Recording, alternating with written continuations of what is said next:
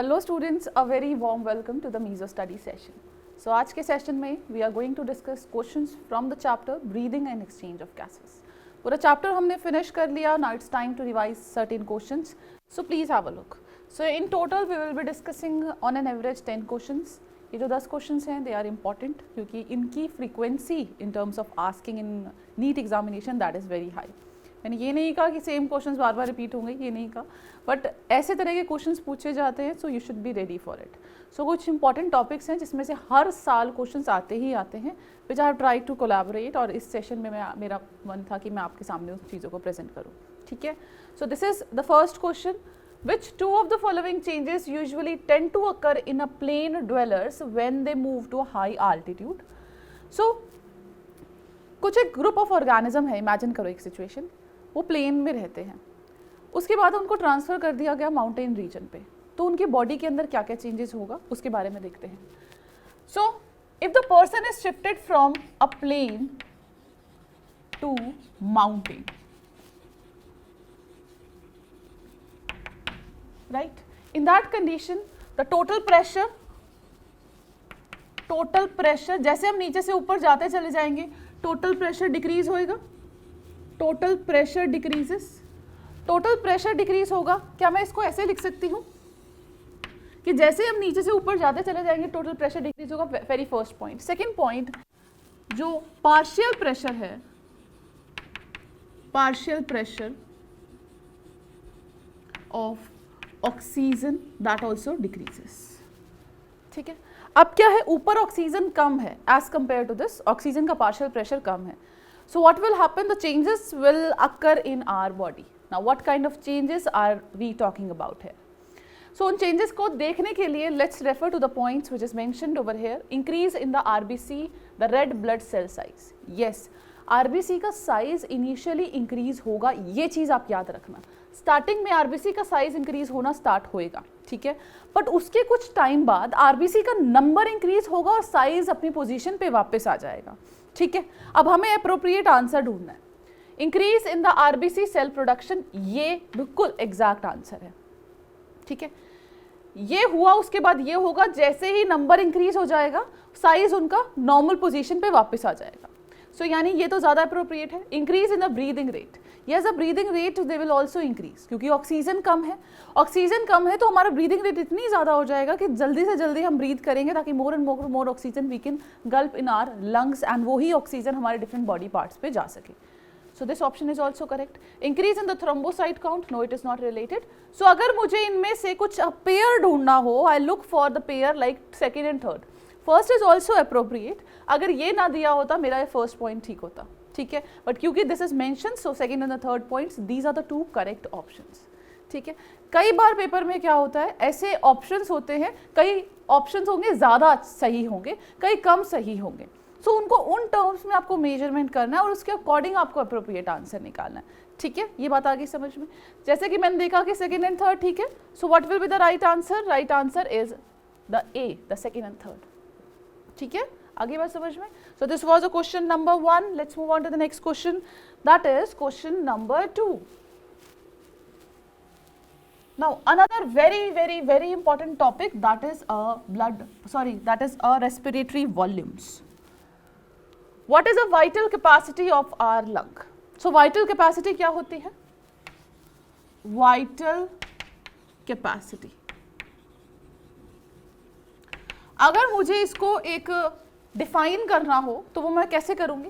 That is inspiratory reserve volume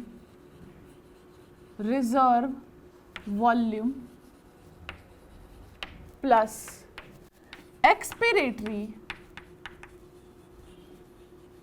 reserve volume plus tidal volume,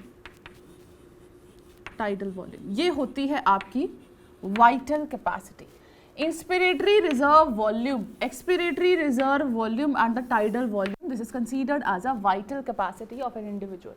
बहुत important है ये topic, ठीक है, पढ़ रखा है ना हम लोगों ने। अब इस चीज़ में ध्यान से सुनने की कोशिश करना, what I am trying to say. इस वाइटल कैपेसिटी को हम ऐसे भी लिख सकते हैं दैट आपकी जो टोटल लंग कैपेसिटी होती है, total lung capacity, this total lung capacity is equal to vital capacity plus residual volume. लिख सकते हैं ना, ये पढ़ा ना आप लोगों ने सेशन में. So this is also right, this is also fine. ठीक है.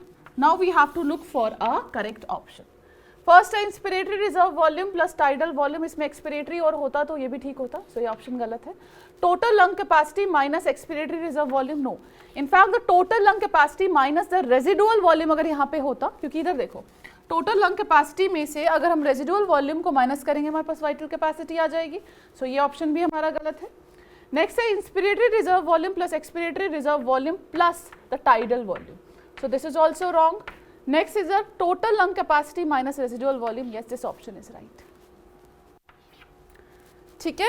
ये जो वॉल्यूम्स है, जितने भी वॉल्यूम्स हमने सेशन में पढ़े हैं, बहुत बहुत बहुत ज़्यादा इंपॉर्टेंट है इसमें.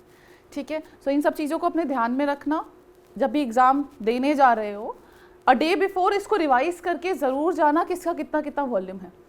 इस चीज़ में मैं गारंटी देती हूँ 100% श्योर एक क्वेश्चन ज़रूर आएगा. So be prepared for it. So let's move on to the next question. Question number 3.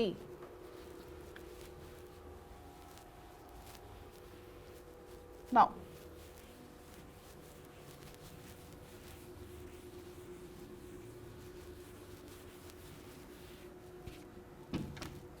blood analysis of a patient reveals an unusually high quantity of carboxyhemoglobin content. What would be the following conclusion is most likely to be correct? So we have to look for a correct option. So patient की body में ये देखा गया, patient की body में और उसके blood में you can say that is they are having carboxyhemoglobin. Carboxyhemoglobin. So carboxyhemoglobin किन situations में बनता है? जब आपके रूम के अंदर कार्बन मोनोऑक्साइड प्रेजेंट हो, CO, when it combines with hemoglobin, then in that cases it forms a carboxyhemoglobin.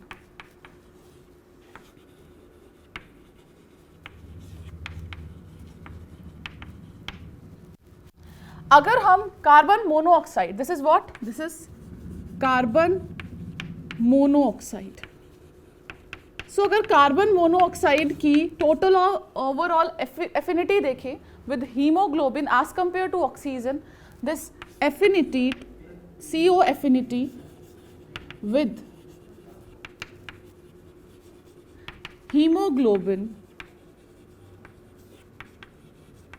is around 220 times higher than oxygen affinity with hemoglobin. अब ध्यान से सुनना what I am trying to say. एक room में बैठे हो और पहले के टाइम में हम ये कहते थे कि अंगीठी को अगर हम रूम में जला लेंगे, room is closed, in that condition poisonous gas हो जाती है एंड उसकी वजह से हम लोगों की डेथ भी हो जाती है. द रीजन इज दैट जब उसमें कोयला जलता है at that time, because of the burning of coal, the carbon monoxide gas is released. Carbon monoxide gas has a greater affinity to bind with the hemoglobin rather than they join with the oxygen because their affinity is 220 times much higher as compared to oxygen. ठीक है, जब उनमें binding हो जाएंगे that it will lead to the formation of the carboxyhemoglobin. ठीक है, आगे बात समझ में. सो इसका करेक्ट आंसर ये होगा that CO will bind with the hemoglobin. Option देखते हैं फिर हमें पता लगेगा कौन सा ऑप्शन ठीक है. The patient has been inhaling the polluted air, yes, obviously, containing usually high content of carbon disulfide. It's not related to the carbon disulfide, in fact, it is carbon monoxide. The patient has been inhaling polluted air containing high content of chloroform, no. The patient has been inhaling the polluted air containing carbon dioxide. When the carbon dioxide के बारे में देखें तो carbon dioxide हमेशा बनाता है कार्बोमिनोहीमोग्लोबिन, याद रखना इस चीज़ को. So patient has been inhaling polluted air coming from a high content of carbon monoxide. I got my answer. ठीक है. So for the question number 3, the correct option you have is D. Let's move on to the next question. Question number 4.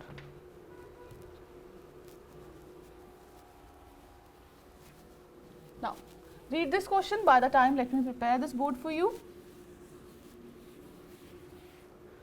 चलिए. When CO2 concentration in blood increases, breathing becomes. देखो, ध्यान से देखना. CO2 concentration in blood increases. एक condition दी है कि CO2 की concentration blood में बढ़ चुकी है. अब क्या होगा? ये जो आपका CO2 है ये बाइंड कर जाएगा. एंड CO2 किससे बाइंड करता है? वाटर की प्रेजेंस में, कार्बोनिक एनहाइड्रेट्स की प्रेजेंस में, that it forms a H2CO3. ठीक है. अब ये बाइंड करता है और इसी वे में ये ट्रांसपोर्ट होता है. 70% वो इसी फॉर्म में ट्रांसपोर्ट होता है. अगर CO2 की कंसंट्रेशन हमारे ब्लड के अंदर बढ़ जाती है, इन दैट कंडीशन आपका हमने एक इफेक्ट पढ़ा था, that is a Bohr's effect. Bohr's effect ये कहता है, in this condition affinity of oxygen with hemoglobin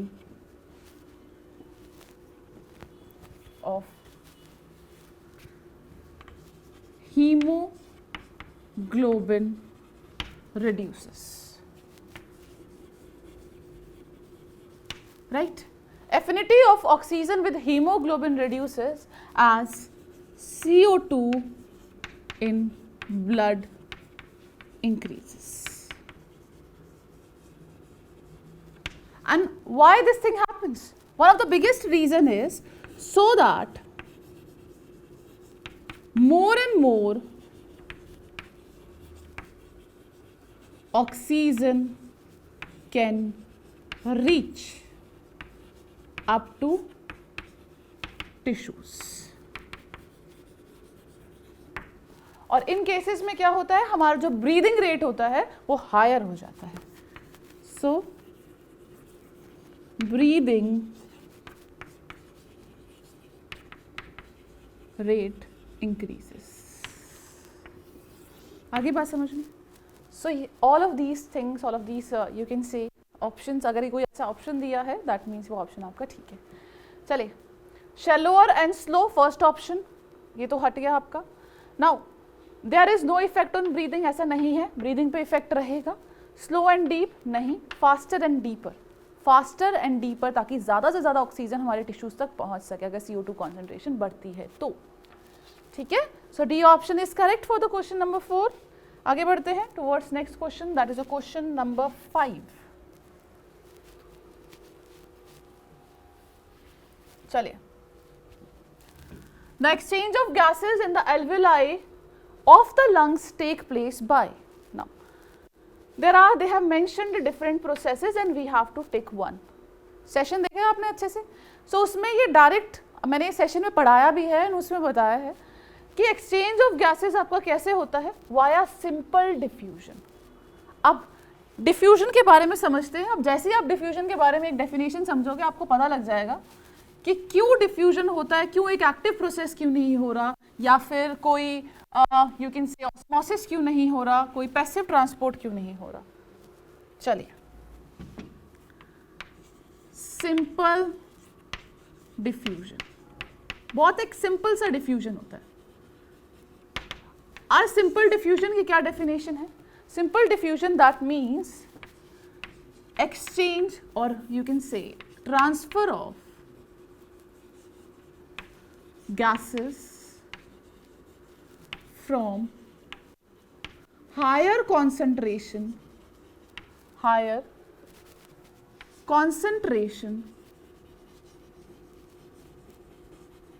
to lower concentration.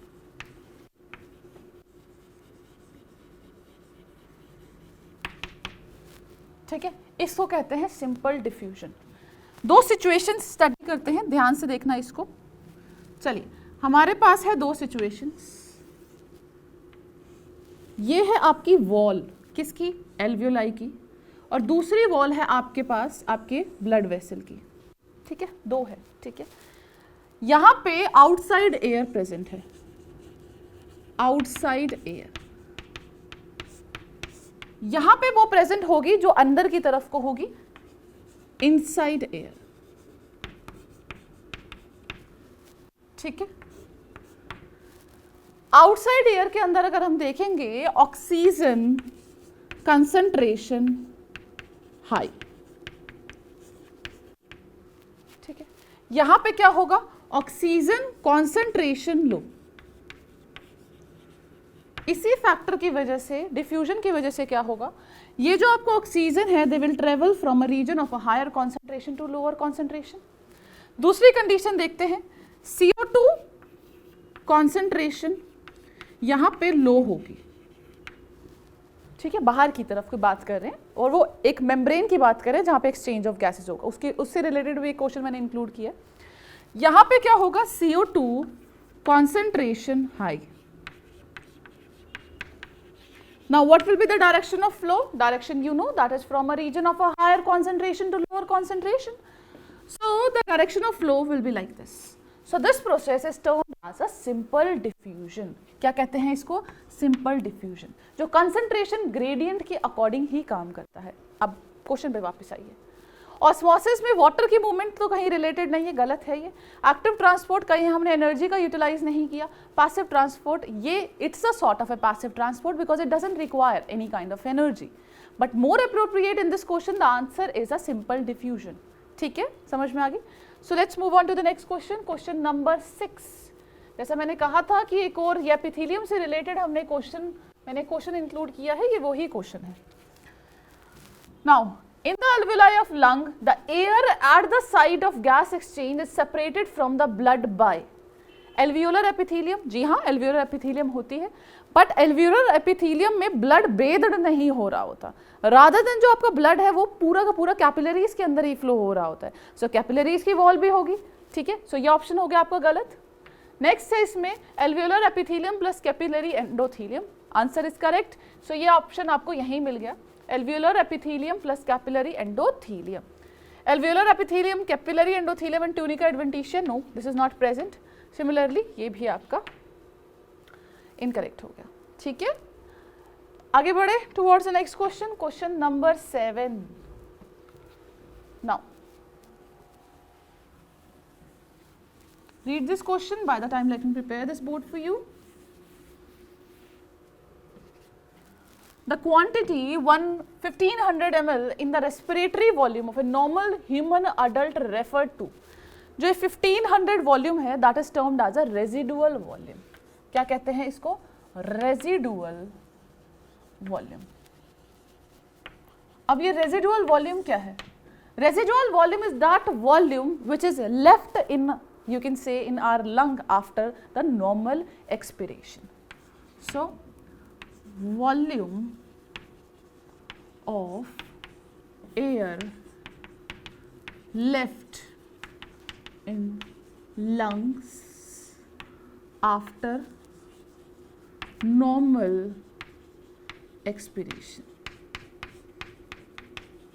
देखो अब इसी टॉपिक के अंदर से दो क्वेश्चन आ गए ना, इसीलिए यही एक पर्टिकुलर रीजन है कि इंपॉर्टेंट टॉपिक है, that's the reason I have included 2 question from this topic, ठीक है। एंड ये अराउंड कितना होता है, दैट इज अराउंड 1500 ml, ठीक है। चलिए आगे बात समझ में। So this is considered as a residual volume. So can we proceed further towards the next question number 8।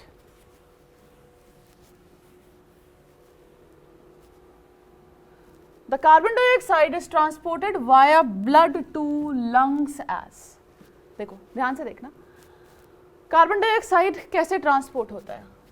70% of carbon dioxide कैसे ट्रांसपोर्ट होता है, जो कार्बन डाइऑक्साइड है ये कंबाइन कर देता है वाटर के साथ in the presence of carbonic anhydrase enzyme. ये क्या बनाता है, कार्बोनिक एसिड, कार्बोनिक एसिड, इस फॉर्म में ये ट्रांसफर होता है, ठीक है, चलिए। Whereas जो रेस्ट आपका बचा उसमें से कुछ 23% of carbon dioxide they travel via haemoglobin. So carbon dioxide it will combine with the hemoglobin. Once they combine with the hemoglobin, they will form carbaminohemoglobin.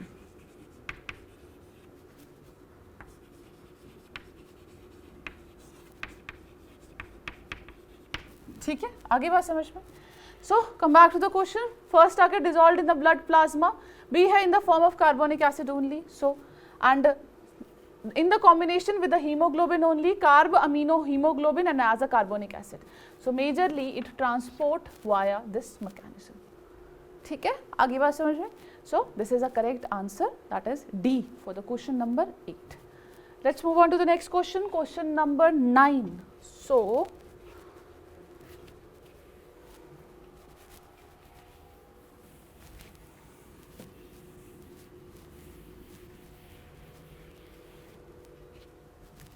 air is breathed through.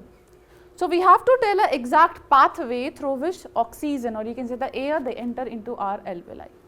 अगर देखो बात करें सबसे पहले we have a nostril present, right? Just एक बार breathe करो, बहुत जोर से breathe करो, then you will be able to understand the phenomena. Just when you breathe in, सबसे पहले क्या हुआ आपकी nostrils के through air enter करेगी. Air enter करने के बाद it will first of all enter into your pharynx. फारिंक्स एक वो रीजन है जो कॉमन है किसमें, आपकी डाइजेस्टिव सिस्टम में भी और आपके रेस्पिरेटरी सिस्टम में भी. इस चीज को याद रखना.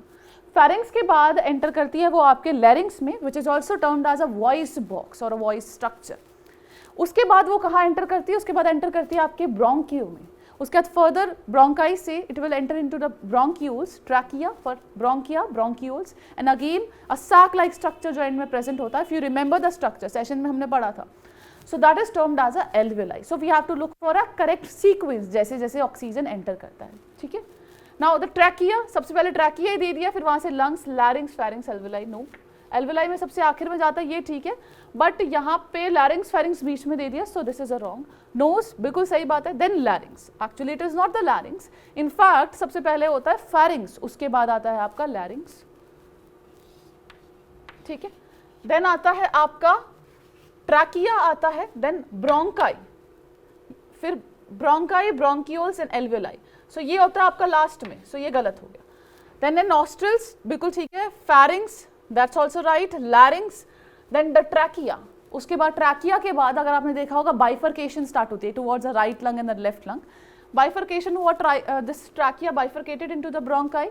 Bronchi further this like various structures बनाती है, tree like branching structures जिनको हम कहते हैं bronchioles, और वहाँ से आ गया आपके alveoli में. Yes, this is fine. अब इसमें मुझे ये बताओ कौन सा स्टूडेंट ऐसा है जो इतने सारे सेशंस देखने के बाद भी डी ऑप्शन क्लिक करके आएगा, नोज, माउथ, उसके बाद लंग्स में. सो ये तो ऑप्शन इनकरेक्ट है. सो जो ये सोचते हैं कि डी ऑप्शन इसमें करेक्ट होगा, जो ये ऑप्शन टिक करके आने वाले हैं, सो उनके लिए मेरे लिए एक सलाह है कि स्टॉप वॉचिंग दीज सेशंस, क्योंकि आप लोग नहीं देख सकते. So don't do that. So correct option, because आप बायोलॉजी स्टूडेंट हो, स्ट्रक्चर हम इनसाइड स्ट्रक्चर सब कुछ मैंने पढ़ा दिया. So correct option you have is the C. ठीक है, चलिए let's move on to the next question, that is question number 10.